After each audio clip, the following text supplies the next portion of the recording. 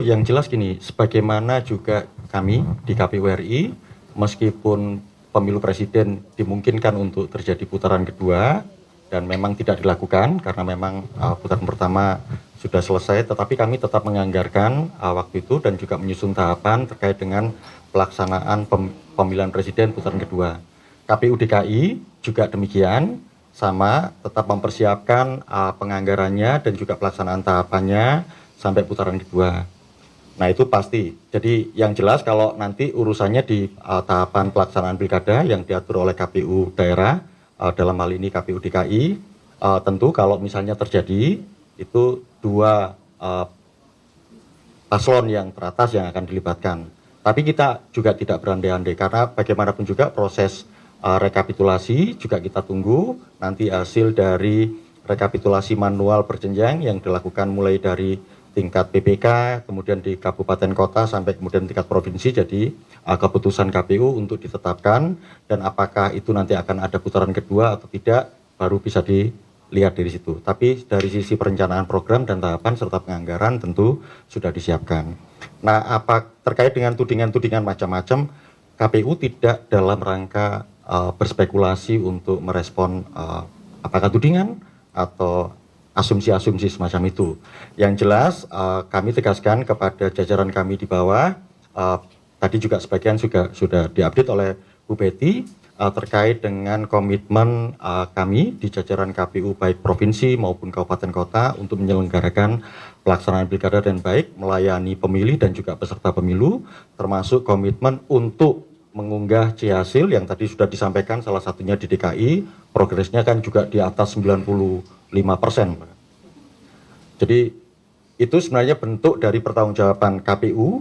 Nanti kami juga melihat tentu memantau juga perkembangan pelaksanaan pilkada, terutama yang dari televisi, disampaikan juga oleh beberapa pihak bahwa mereka punya data. Nah nanti tentu saja data itu kan juga nanti bisa di cross check dengan data-data yang unggah dari C-hasil di setiap TPS yang nanti bisa diakses dalam situs Sirekap. Saya kira itu yang kami bisa respon. Untuk Bengkulu Mas yang sudah masuk ke KPU mungkin ada petugas KPPS mungkin ada yang meninggal kah? Ada, ya baik.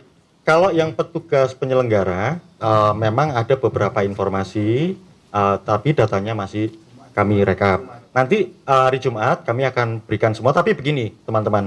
Ini pengalaman pelaksanaan pemilu 2019 lalu yang kemudian kami mitigasi di pelaksanaan pemilu 2024 lalu. Memang ada sejumlah petugas jajaran kami di penyelenggara pemilu yang kemudian jatuh sakit atau sampai berpulang, tapi kami langsung segera atasi sehingga problem-problem itu tidak terlalu mengemuka. Tetapi bagaimanapun juga tentu kalau misalnya memang ada satu dua informasi yang kami dapatkan, KPPS segala macam yang berpulang pada saat menjalankan tugas, kami mengucapkan turut bela sungkawa. Nanti akan ada proses yang kami jalankan. Pak, soal pilkada Bengkulu, kan salah satu gubernurnya itu kena OTT, dan tapi masih berkompetisi. Kalau misalkan dia unggul itu Pak, kira-kira dari KPU sikapnya gimana? Apakah penetapan hasilnya itu menunggu penegakan hukum? Gini, Mbak, terkait dengan itu kami tidak punya opini apapun. Yang jelas KPU akan bertindak sebagaimana aturan-aturan yang tersedia. Nanti Pak Idam juga bisa menjelaskan terkait dengan kan nggak hanya Bengkulu ya, ada beberapa daerah yang mungkin situasinya relatif sama. Itu sudah ada mekanismenya, termasuk bagaimana kemudian exitnya. Salah satunya kalau misalnya proses itu tetap berjalan dan kemudian dimenangkan, tentu proses penggantiannya bagaimana, proses seperti apa itu sudah ada aturannya di situ. Gitu. Saya kira di situ ya.